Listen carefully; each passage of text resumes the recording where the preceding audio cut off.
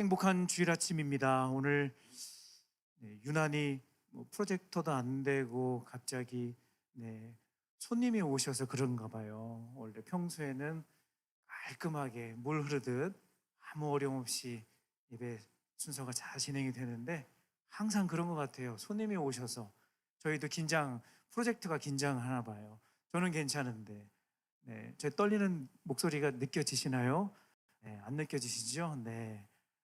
평안한 마음으로 행복한 주일 아침, 오늘도 세상에서 가장 행복한 시간 예배하는 자리에 나온 우리 귀한 친구들과 우리 학부모님들, 우리 선생님들을 환영하고 축복하며 주님의 평강을 전합니다. 인사합니다. 샬롬, 샬롬. 감사합니다. 우리 부모님들도 오늘 오셨는데 오랜만에 한 6년 전쯤에 소년부에서 샬롬 샬롬 이렇게 했었는데 지금은 그렇게 하면 안 된다고 그래갖고요. 조금 이렇게 무게를 실어서 샬롬, 샬롬 이렇게 하고 있습니다. 감사합니다. 부모님들 표정이 갑자기 안 좋아지셨네요. 오늘 귀한 자리에 함께 오신 부모님들 진심으로 감사드립니다. 어떻게 꽃길 걸으셨지요? 들어오실 때 혹시 위에 글자 보셨나요? 잠시 후에 또 말씀드리겠지만 예수님과 함께 걷는 그 길 언제나 꽃길입니다. 좋은 일이 있어서, 행복한 일이 있어서 누구나 다 부러워하는 어떤 일을 우리가 만났기 때문에 그 길이 꽃길이 아니라 예수님과 함께 걷는, 예수님과 동행하는 그 순간, 그 시간, 그 길이 우리에게 가장 행복한, 우리에게 만족을 주시는 진정한 꽃길이 되는 줄로 믿습니다. 아멘. 현장 예배가 보고된 이후에 여러분과 공유하고 싶은 마음을 먼저는 말씀을 통해, 그리고 몇 가지 문구나 구호를 가지고 나누고 있습니다.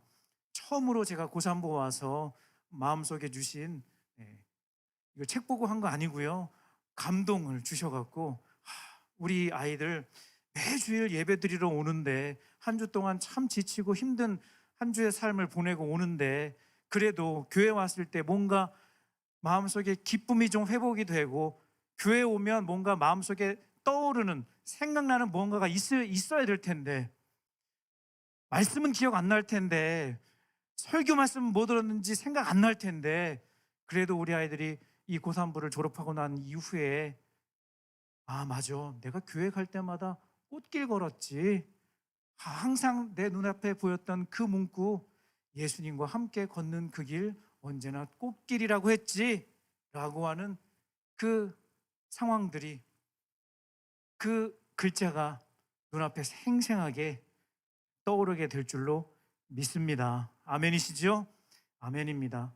지난 7주간 나눈 사사기 말씀을 마무리하면서 우리는 또 하나의 구호를, 다짐을 이렇게 함께 선포했습니다. 하나님, 나의 왕은 하나님 한 분뿐입니다. 한번 고백해 볼까요? 하나님, 나의 왕은 하나님 한 분뿐입니다. 아멘, 아멘. 사사기 말씀을 마무리하면서 많은 내용들을 함께 다루었는데 그 가운데 딱 이 한 문장만 마음속에 남았으면 좋겠다. 하나님, 나의 왕은 하나님 한 분뿐입니다 라는 이 고백, 이것도 너무 좋은 것 같아요. 저 혼자만의 생각은 아닐 거라 생각합니다. 사랑하는 여러분, 왜 이 고백이 중요한가 하면 우리는 지금 이 혼돈의 시대에 하나님 말고 다른 걸 너무 많이 섬기며 살아가고 있기 때문입니다. 심지어는 신앙인, 크리스천임에도 불구하고 자신의 정체성을 잊어버린 채 세상 돌아가는 대로, 의식의 흐름대로, 좋은 말로 의식의 흐름대로지, 솔직히 말하면 네 마음대로, 네 멋대로 아닌가요? 그렇죠? 지난 4월 28일 모 일간지 뉴스에서 이런 뉴스 기사를 보았습니다. 비땡코인 폭락한 날 경찰은 1시간마다 마포대교로 달려갔다. 무슨 이야기인가? 더 설명하지 않아도 알겠죠? 많은 사람들이 지금 온통 허무한데 마음이 빼앗겨 거기에 목숨 걸고 살아가고 있다는 사실입니다. 그것이 우리 삶에 의미가 있고 그럴 만한 가치가 있는 것이라면 적극 추천하죠. 예를 들면 예배에 목숨 걸어라, 제자 훈련에 목숨 걸어라, 그럴 만한 가치가 있는 것이라면 항상 이야기하죠. 그렇죠. 그런데 지금 이 세상 사람들은 의미란 단 1도 없고 가치도 발견할 수 없는 것에 자신의 인생을 걸고 살아가고 있다는 것입니다.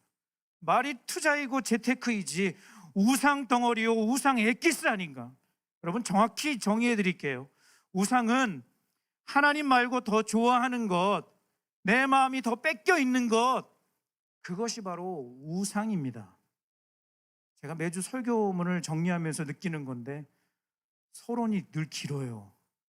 오늘도 좀 긴 것 같아요. 그런데요, 이 서론은 오늘 본문과 본론과 다 관계가 있다고 저는 생각합니다. 동의하시죠? 네. 서론은 여기까지. 본론에 방금 말씀드린 대로 오늘 방금 이야기한 이 내용은 오늘 말씀의 주제와 정말 깊은 관계가 있습니다. 우리 친구들이요, 5월 한 달 교리 말씀을 함께 나누고 있습니다. 부모님들 알고 계셨죠? 네. 아침이나 밤이나 낮이나 늘 저희 고3 수험생부를 위해 기도해 주시는 우리 부모님들, 우리 아이들 매주 듣는 말씀 다 하나하나 아시고 유튜브 들어가셔서 매주 말씀 들으셔서 조회수 같이 올려주시고, 아멘. 네. 모르고 계셨다면 관심 가져주시기를 한번 꼭 부탁드리겠습니다. 안 그래도 스트레스 받을 것 같은데 교리, 그 딱딱한, 특별히 웨스트민스터 신앙 고백서의 내용을 한 달 동안 말씀을 나누고 있습니다. 오늘은 두 번째, 섭리라고 하는 주제를 가지고 말씀을 나누고 있는데요. 섭리는 무엇인가? 섭리. 한국말 참 어렵다, 그렇죠? 섭리. 그래서 오늘도 안 쓰려고 하는데 영어를 그래도 단어를 알려줘야 여러분들이 이해를 좀 더 할 수 있을 것 같아서, 이 섭리라고 하는 이 단어는 영어로 하면 providence. 뭐라고요? providence. 평소 자주 쓰는 단어는 아니에요. 혹시 상식이 좀 풍부한 친구들은 알겠지만 미국, 바스턴, 오케이, 미국, 바스턴 남서쪽에 있는 대도시 이름도 프로비던스라고 하는 그 도시가 있어요. 어떻게 이런 특별한 이름을 붙이게 되었는지 제가 한번 이렇게 찾아봤더니 1636년 매사추세츠 식민지에서 추방된 한 사람이 이곳을 개척을 하고, 와, 신의 자비로운 섭리에 감사하며 그 지역 이름을 프로비던스, 섭리라고 하는 이름을 붙였다고 해요. 아무튼 미국 도시 이름을 설명하려고 한 것이 아니고요, 이 섭리라고 하는 이 단어가 굉장히 어렵게 느껴지지만 사실 우리 삶 가장 가까운 곳에 가장 밀접한 단어입니다. 우리가 잘 아는 찬양의 가사처럼 주가 일하시네, 주가 일하시네.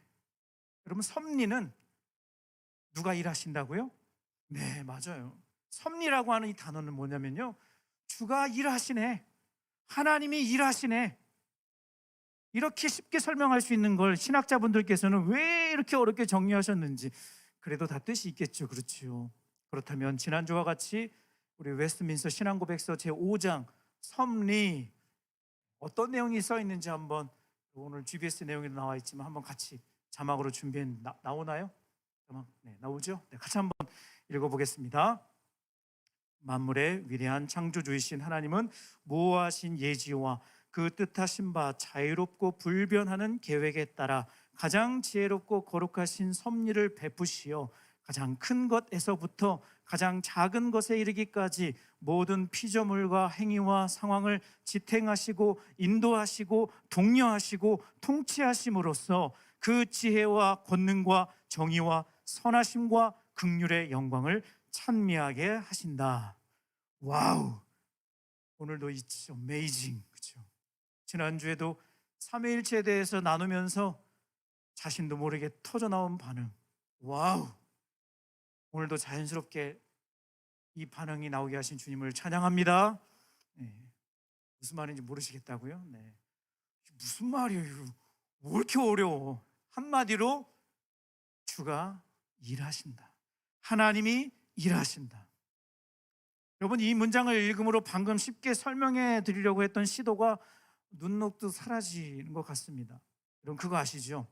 어떤 원리가 이해가 안 될 때는 예제를 풀어보면 돼요. 그렇죠?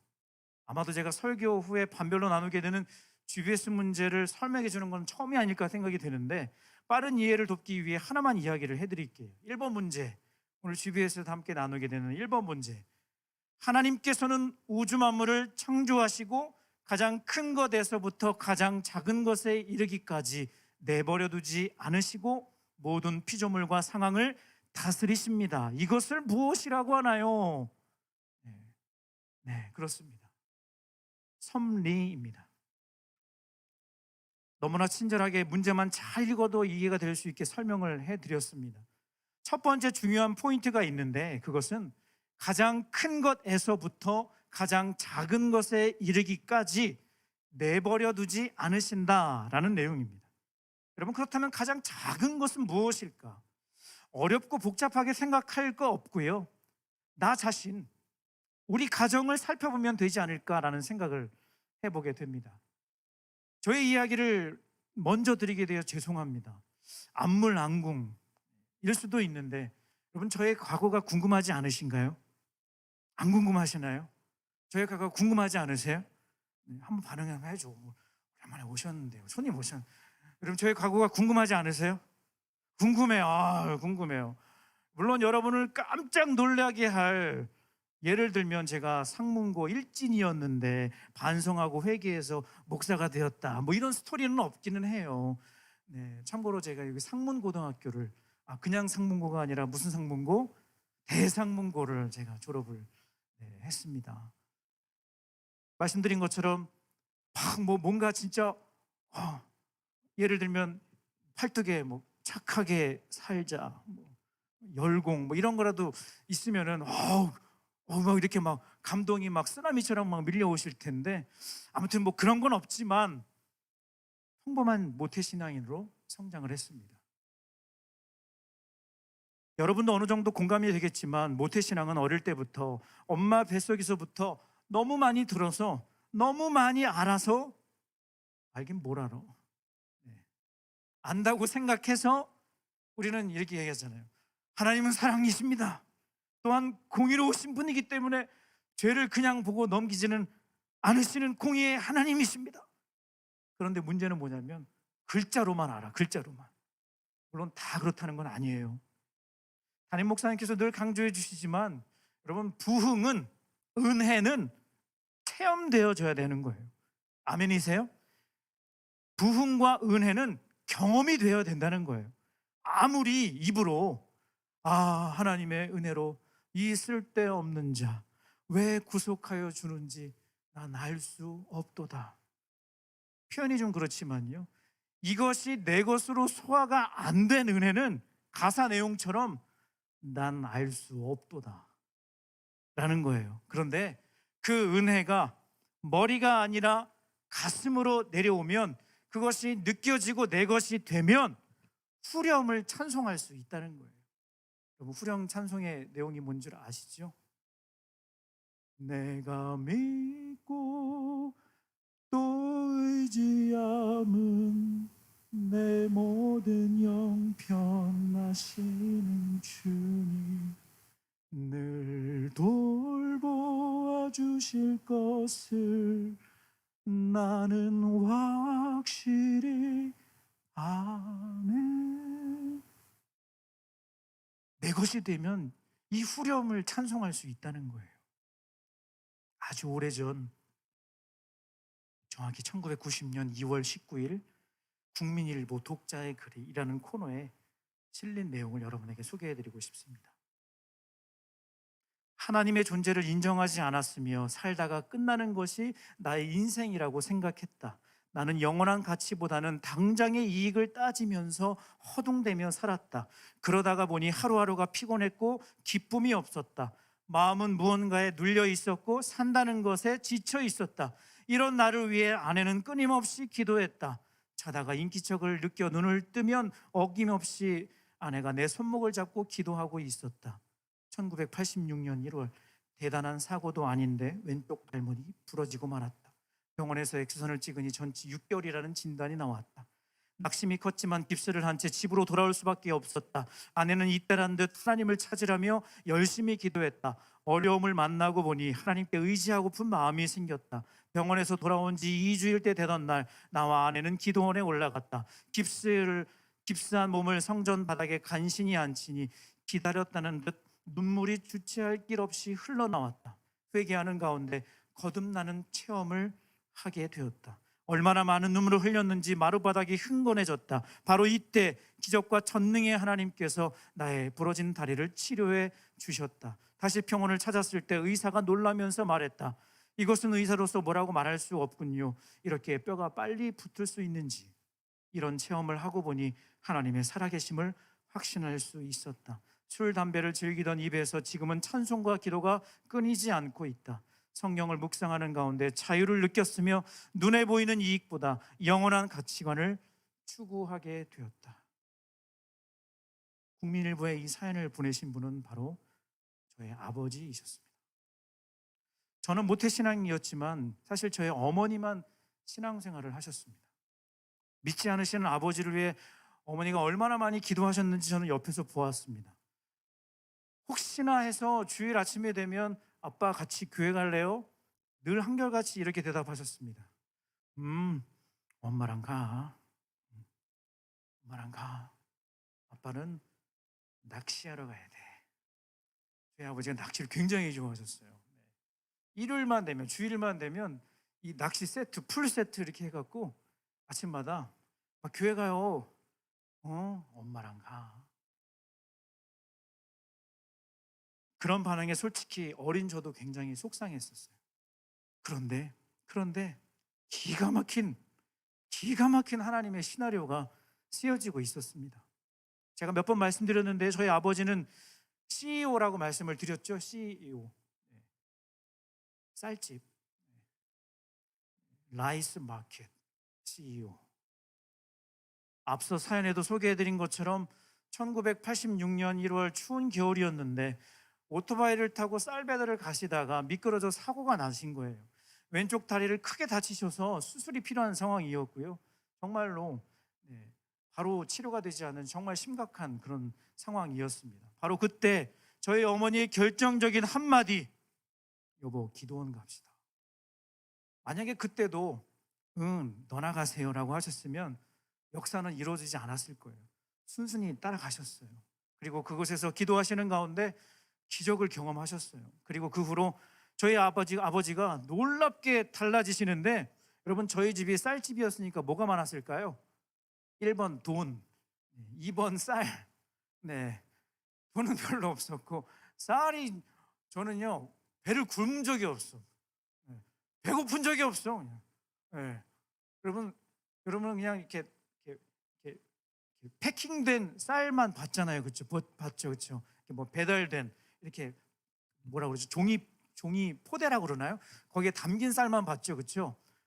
저는요 여기 무대 한 3분의 1 정도 되는 쌀을 80kg가 한 마리라 뭐라 그러죠?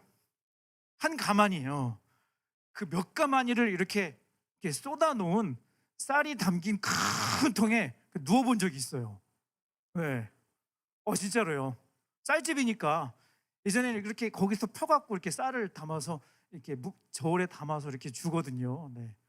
저는 어릴 때 그렇게 컸어요. 위로 커야 되는데 위로는 못 컸어요. 제가 굳이 이유를 들어서 말씀드리면, 제가 부모님을 도와드리느라고 어릴 때부터 쌀 한 마리씩 양쪽에, 여러분 한 마리 8kg인데 한 가마니가 80kg고, 그 어린애가 무거운, 키가 커야 되는데 무거운 거를 막 들었으니 그래서 저는 키가 안 컸다고 생각을 하는데, 유전불변의 법칙, 유전자 불변의 법칙. 아무튼 그게 중요한 건 아니고, 저희 집에 쌀이 많으니까 그 넘치는 쌀로다가 뭘 하셨냐면, 아버지가 방앗간에 가서 떡볶이를 해오시는 거예요. 떡을 뽑아 오시는 거예요. 그리고 동네 아이들을 다 초대해 갔고요. 그럼 지금도 떡볶이 좋아하지만 애들 모으는 데는 떡볶이가 최고예요, 최고. 저희 어머니가 그냥 몇 인분을 하시는지 모르겠어요. 동네 애들 다 불러다가 막 이렇게 성경 뭐 동화, 그다음에 성경 그 비디오 테이프 뭐 이런 거 막 보여주시면서 전도하시고 막 떡볶이 먹이시고 막 그러시는 거예요. 와, 지금 어른이 되어서 제가 그때를 생각해 보니까 저의 결론, 하나님 살아계시다. 그리고 그분을 만나면 변화된다. 저와 관련된 또 다른 스토리가 있는데 오늘은 시간이 없어서 다음 이 시간에, 간증도 아니고 설교 시간이니까 연약한 제 얘기는 여기까지만 하면 될 것 같고요. 성경에서요, 섭리하면 1등으로 꼽을 수 있는 인물이 바로 요셉이라고 저는 생각을 합니다. 제가 설교 준비하면서 또 소름이 돋을 정도로 놀란 게 한 가지가 있는데, 어제 토빗의 레터 믿음의 4대 합심 기도문 1번에 어떤 기도가 있었냐면, 사랑의 교회 다음 세대가 요셉과 같이 섭리에 자족하며. 레터 만드는 팀하고 저랑 저희 고3부 설교 관련해서 나눈 적이 없었거든요. 그런데 1번 기도 제목에 섭리라는 단어가 딱 이렇게 있는 거예요.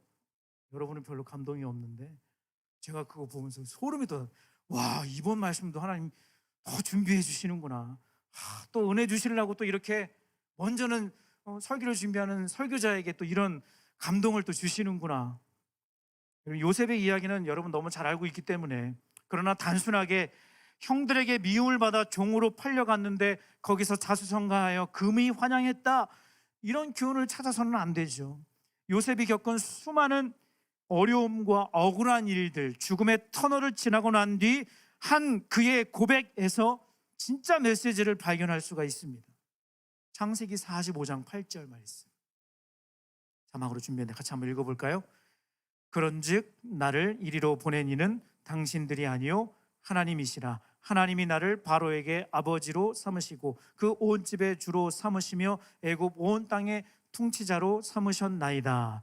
이어서 창세기 50장 20절, 당신들은 나를 헤아려 하였으나 하나님은 그것을 선으로 바꾸사 오늘과 같이 많은 백성의 생명을 구원하게 하시려 하셨나니. 아멘. 여러분, 이 고백 가운데 중요한 것 한 가지를 발견하고 깨달아야 하는데, 그것은 바로 요셉의 인생의 주어가 누구인가라는 거예요. 그의 인생의 주어는 아버지 야곱도 아니요 형들도 아니었습니다. 물론 요셉 자신도 아니죠. 그렇다면 누구죠? 누구예요? 하나님이에요. 하나님. 요셉은 다 할 수 없었고 이해하지 못했지만 보이지 않는 하나님의 손이 그의 삶을 인도하시고 붙들고 계셨다는 겁니다. 그것을 깨닫는 순간 자신도 모르게 터져나오는 고백, 하나님 당신이셨군요, 하나님이 역사하셨군요 라는 고백을 올려드리고 있는 겁니다. 오늘 함께 읽은 본문은 바울이 고백하는 하나님의 섭리입니다. 본문 내용만 보면요, 마치 앞에서 읽었던 우리 웨스트민스터 신앙 고백서만큼 어렵게 느껴져요. 그렇죠? 그가 이렇게 기록한 이유가 있었어요. 왜냐하면 지금 바울은 아덴이라고 하는 지역에서 복음을 전하는데 이 복음을 듣는 대상이 철학자들이었기 때문이에요. 당시 아덴은 로마, 알렉산드리아와 더불어서 세계 3대 도시 중에 하나였고 세계 문명의 발상지로 헬라 문화의 중심지였습니다. 바울은 회당에 머물며 당시 최고의 학파 에피쿠로스, 스토아 학파 철학자들에게 쉽게 말해서 고객님의 눈높이에 맞춰 복음을 담대하게 전하고 하나님의 섭리가 무엇인지를 설명하고 있는 거예요. 뭔가 복잡해 보이고 어려운 말을 하는 것 같지만 핵심은 하나님께서 이 세상을 창조하셨고 지금도 다스리시며 모든 것을 주관하시는 분이시다 라는 내용입니다. 여러분, 바울에게도 그가 경험한 하나님의 놀라운 섭리 스토리가 있죠. 사도행전 26장 16절 말씀 자막으로 준비했는데 같이 한번 읽어보겠습니다. 일어나 너의 발로 서라. 내가 내게 나타난 것은 곧 내가 나를 본 일과 장차 내가 내게 나타날 일에 너로 종과 증인을.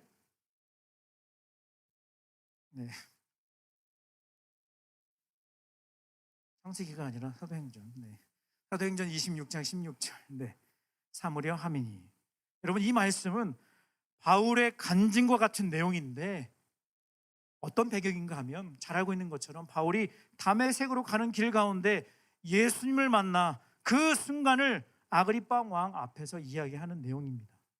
이처럼 하나님께서는 한 개인의 삶에 찾아오셔서 일하시고 역사의 흐름을 바꾸기도 하시며 뿐만 아니라 우리가 믿고 고백하는 바 그는 창조주 하나님, 그리고 지금도 그분의 뜻대로 모든 만물을 다스리고 계시는 분이심을 믿습니다.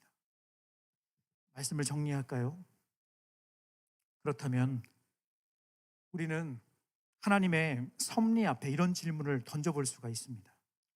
하나님, 지금 전 세계가 코로나로 힘들어 하잖아요. 왜 우리나라는 맨날 좌우로 나뉘어서 치고받고 해야 되나요? 하나님, 왜 우리 가정은 이런 어려움을 겪어야 되는 건가요? 도무지 답을 찾을 수 없는 가슴 답답한 수많은 일들을 만나면서 원망하고 의심하는 마음으로 이런 질문을 던질 수 있을 것 같습니다. 하나님이 살아계시고 하나님이 역사하시며 지금도 모든 상황을 그분의 뜻 가운데 일하고 계시는 분이시라는 것을 그래 알겠습니다. 그런데요, 왜 이렇게 힘들어야 되는 거예요? 코로나는 왜 이렇게 긴 거예요? 하나님, 왜 그런 거예요? 나는 왜 이 모양인 거예요? 죄송합니다. 오늘 부모님들 오셨는데 우리 가정은 왜 이 모양이 꼴인 거예요? 왜 우리 부모님은 사이가 안 좋으신 거예요? 왜 우리 가족 가운데 이런 어려운 일을 만나야 되는 거예요? 원망하고 답답한 마음으로 질문할 수 있다는 거예요. 그렇죠? 그러나 사랑하는 여러분, 우리 부모님들, 우리 머리로는 다 이해가 되지 않고요, 해석이 되지 않는 문제를 만나기도 하지만 살아계신 하나님의 말씀이 우리에게 분명하게 말씀해 주시는 바, 우리가 믿고 섬기는 그 하나님은 크고 힘이 있고 능이 있어 못할 일 전혀 없으시며 절대로 그의 사랑하는 자녀인 우리를 실망시키지 않으시는 신실하신 하나님이신 줄로 믿으시기 바랍니다. 그러므로 엎어져도 주님 앞에 엎어지고 넘어져도 그 손에 하나님 말씀 붙들고 있다면 반드시 우리 삶을 지키시고 베풀 만한 은혜와 자비를 베풀어 주실 줄로 믿습니다. 아멘이시죠? 아멘입니다.